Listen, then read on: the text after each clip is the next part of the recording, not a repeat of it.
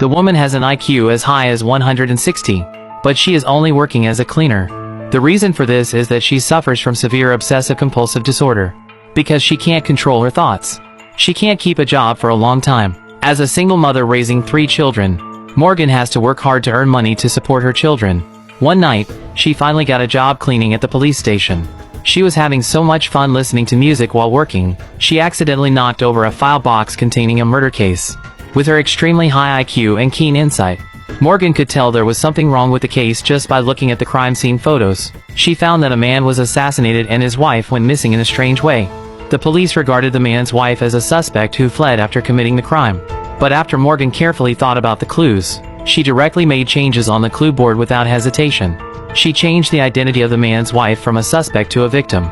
This action early the next morning caused the dissatisfaction of the person in charge, Kara Dyke. It's against the law to change the clue board casually. Who did this? A man is dead, our primary suspect is missing. This is not a joke. No one admitted to doing it. In desperation, they could only check the surveillance. After seeing Morgan's charming figure while she was cleaning, Kara Dyke decided to find this woman. At this moment, Morgan didn't know that danger was approaching. At that time, she was shopping in the supermarket with her 3 children. As a single mother, being thrifty is something she has to do every day, so Morgan only bought discounted goods. Even her daughter's request to buy a lipstick was refused by her. When checking out, Morgan found that the cashier was overcharging a few dollars. Because during the shopping, she had already calculated how much she was going to spend today. She found the price was wrong. She quickly picked up the goods and checked them one by one, until she noticed that her eldest daughter had secretly put the lipstick in the shopping cart. After removing the cost of the lipstick, the cashier was shocked to find that the price Morgan calculated before was exactly right. After getting home, an unexpected guest came. Kara Dyke took Morgan back to the police station. The sheriff asked her why she changed the information on the clue board. Unexpectedly, Morgan's explanation was that she was just correcting the mistake, and she had severe obsessive-compulsive disorder. If she didn't point out the mistake at that time, she wouldn't be able to fall asleep all night. After hearing this, the sheriff directly put the files on the table. What mistakes did you see?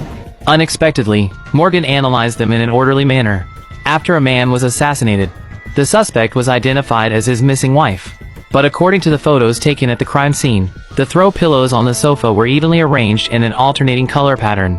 The handicrafts on the bookshelf were also placed with perfectly measured dimensions. This shows that the owner of the house must also suffer from obsessive-compulsive disorder. The key information was in a photo of the curtains. For a person with obsessive-compulsive disorder, how could they tolerate that there was only one curtain without a tie? This tie must have been used somewhere else. In addition, according to the hair left on the leg of the chair, it could be inferred that someone must have been tied to the chair, but there were no marks on the victim's wrists. From this, it could be judged that there must be a third person at the crime scene. The man's wife, Lynette, was tied to the chair, and the man himself was lying on the ground, so the murderer must have kidnapped Lynette. Unexpectedly, after a series of analysis, Kara Dyke's subordinates indeed found that at the time of the crime, there was a third person who had been to the crime scene. Morgan thought that since she provided clues to the police station, she could leave. But according to the procedure, Kara still locked her up first. They also quickly found the third person in this case. The girl named Rosika Zheng. A few months ago, she had filed a civil lawsuit. It turned out that the missing Lynette was a lawyer. The girl named Rosika Zheng was sexually harassed by one of Lynette's clients. Lynette won the lawsuit for that client, so Rosika Zheng pointed the finger at Lynette. When Kara Dyke brought the girl to the police station for questioning, they learned that although she had been to Lynette's house not long ago, but on the day of the crime, she had been working at her own home and hadn't gone out at all. Can anyone confirm that? No. So she wasn't the murderer at all. Morgan here was finally going to be released.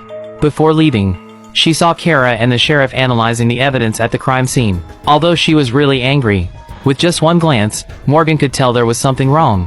The video has the wrong date on the timestamp.